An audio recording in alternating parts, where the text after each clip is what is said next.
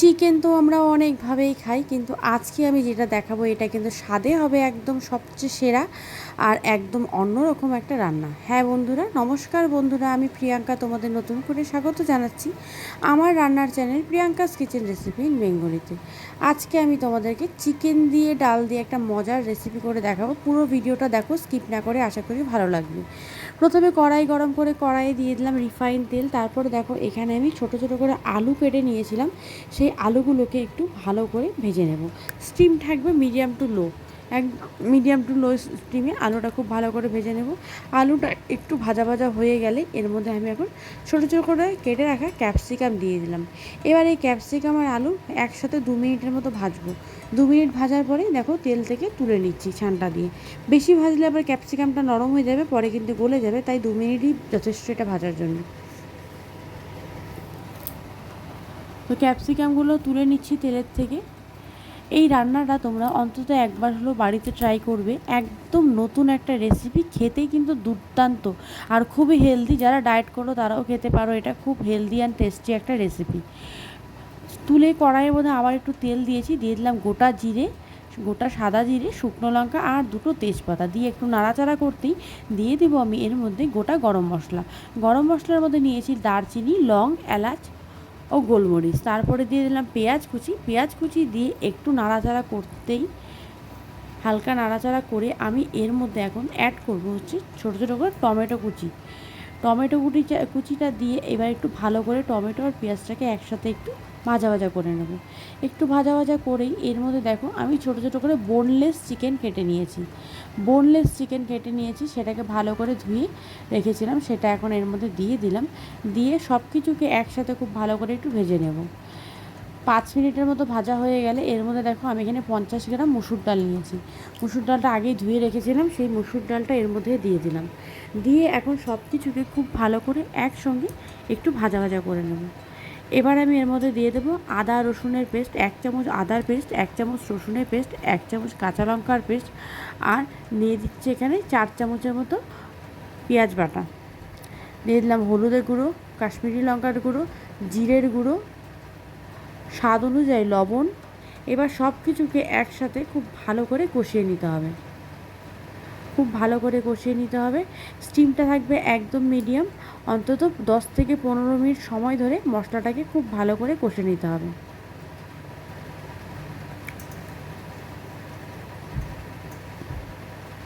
তো দেখো খুব ভালো করে কষে নিচ্ছি। যখন দেখবে এটা কড়াই থেকে ছেড়ে আসছে তখনই বুঝবে যে মশলাটা কিন্তু কষানো প্রায় হয়ে এসেছে। এটা একটু সময় লাগবে, কষাতেই চিকেনটা, আলুটা, ডালটা অর্ধেকটা কিন্তু সেদ্ধ হয়ে যাবে, আর বাকি অর্ধেকটা জল দেওয়ার পরে। তো দেখো আমার কিন্তু এটা কষানো হয়ে এসেছে। এখন যেটা দেবো এর মধ্যে সেটা হচ্ছে 2 চামচ টক দই। এটা অপশনাল, তোমরা নাও দিতে পারো, আর থাকলে অবশ্যই দেবে, স্বাদটা কিন্তু আরও দ্বিগুণ হবে। 2 চামচ টক দই দিয়ে দেবো। টক দই দিয়ে আবার একটু কষিয়ে নিচ্ছি। এবার আমি আলু আর ভেজে রাখা ক্যাপসিকামটা দিয়ে দিলাম। তারপর আমি এর মধ্যে দিয়ে দেবো হচ্ছে একটু সামান্য পরিমাণে জল। এবার খুব ভালো করে একটু মিশিয়ে নেব সব কিছুকে, যেহেতু একদম শুকনো হয়ে গেছিলো তাই একটু জল দিয়ে মিশিয়ে নিলাম। তারপর আরও 5 মিনিটের মতো সব কিছু একসঙ্গে কষিয়ে নিলাম। কষানো হয়ে গেছে আমার, দেখো কষানো কিন্তু খুব সুন্দর করে হয়ে গেছে, কড়াই থেকে একদম ছেড়ে আসছে। এবার আমি এর মধ্যে দিয়ে দেবো হচ্ছে পরিমাণ মতো জল। ঝোলটা একটু বেশি দেবো, কারণ যেহেতু এটা ডাল, চিকেন ডাল, এই রান্নাটাকে বলা হয় চিকেন ডাল। এই রেসিপিতে জলটা একটু বেশি লাগবে, তা না হলে কিন্তু ভালো লাগবে না। তাই দেখো জলটা দিয়ে দিলাম একটু বেশি করে। এবার ভালো করে একটু নাড়াচাড়া করে নিচ্ছি।